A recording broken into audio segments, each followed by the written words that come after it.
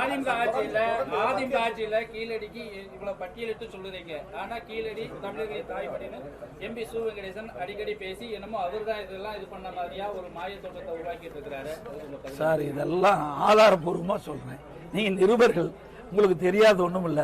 நடந்த சம்பவம்லாம் உண்மைதானே? உண்மையை பொய்யா சொல்லுங்க. நீங்க உங்க மனசாட்சி படி சொல்லுங்க. நீங்க நிருபருக்கு அப்பாற்பட்டுவாங்க. இதை நாங்க செய்துமோ இல்லையோ, இது யார் பேச்சதா எங்களுடைய வரலாறுல புத்தகமா அடிச்சு அப்பவே கொடுத்துருக்கோம். எல்லா விளக்கமும் கொடுத்துருக்கிறோம். அந்த நூலகத்தில் அங்க வந்து எல்லாம் காட்சிப்படுத்தணும். நாங்க அதிமுக ஆட்சி இருக்கின்ற பொழுது தத்துரூபமா அந்த படத்தை நாட்டு மக்களுக்கு தெரியவே வேண்டும்ன்றதுக்காக நாங்க அந்த புத்தக கண்காட்சியிலேயே நாங்க அதெல்லாம் முழுமையா என்னென்னலாம் அந்த அகழ்வாயில் கிடைக்கப்பட்ட பொருள் எல்லாம் காட்சிப்படுத்தணும்.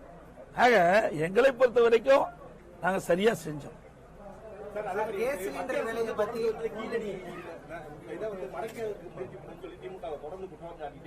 என்னங்க மத்திய அரசு வந்து இந்த கீழடி நாகரிகத்தை வந்து மறைக்கிறதுக்கு முயற்சி பண்ணுதுன்னு சொல்லி சார் நாங்க லேபரேட்டரிக்கே கொடுத்து உறுதிப்படுத்தி இருக்கிறோம்.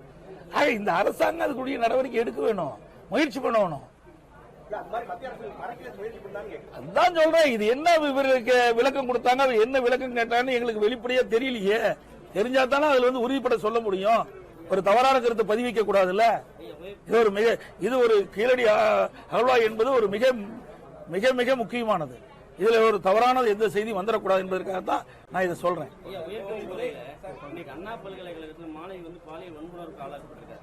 துணைவேந்தரா இருக்கக்கூடிய பாலகுருசாமி டைம்ஸ் ஆஃப் இந்தியாவில் ஒரு கட்டுரை எழுதியிருக்காரு. இந்த பல்கலைக்கழகங்கள் அனைத்துமே இன்னைக்கு தரம் கட்டு இருக்கிறது. பேராசிரியர்கள் இல்லை, ஆசிரியர்கள் இல்லை, மாணவர்களுடைய பற்றாக்குறை, வகுப்பறைகள் மூடல், அதாவது மண்குழிக்கு சென்று கொண்டிருக்கிறதா எல்லாம் அவர் சொன்னதெல்லாம் உண்மைதான். இன்னைக்கு 196 அரசு கலை மற்றும் அறிவியல் கல்லூரி இருக்கு. 96 கல்லூரிக்கு பிரின்சிபாலே இல்ல. அது எப்படி அந்த காலேஜ்ல நடக்கும்?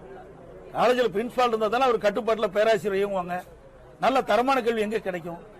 நிறைய கல்லூரியில் பேராசிரியர் கிடையாது, மற்ற நிர்வாகிகளும் கிடையாது. அது சம்பந்தப்பட்ட நிறைய வந்து அதில் இருந்து அந்த கல்லூரினா அது சம்பந்தப்பட்ட ஒவ்வொன்றுக்கும் லேபரேட்டரியா அதுக்கு தகுந்த ஆள் வேணும். ஆக இப்படி ஒவ்வொரு கல்லூரிக்கும் தேவையான ஆட்கள் நியமிக்கப்படவில்லை. இன்னைக்கு தெளிவாக நான் சொல்லிட்டேன். நான் ஏற்கனவே என்னுடைய பொதுக்கூட்டத்திலே சொல்லியிருக்கிறேன்.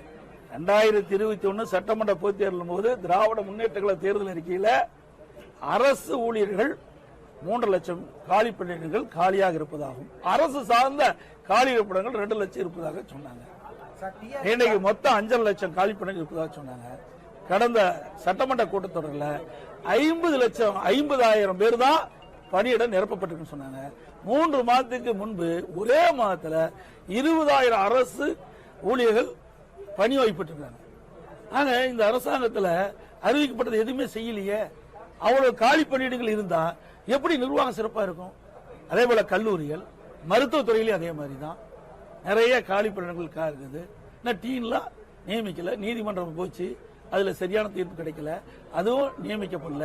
இப்படி துறை வாரியா பார்க்கும்போது எல்லா துறையும் பின்னடைந்து இருப்பதற்கு காரணம் முறையாக இந்த அரசு செயல்படாத காரணம் தான் என்பதை தெரிவித்து அனைத்து ஊடகங்களுக்கு நன்றி, வணக்கம். பிளே ஸ்டோர் மற்றும் ஆப் ஸ்டோரில் இருந்து பாலிமர் செயலியை QR கோடு மூலம் பதிவிறக்கம் செய்யுங்கள். செய்திகளை உடனுக்குடன் பெறுங்கள்.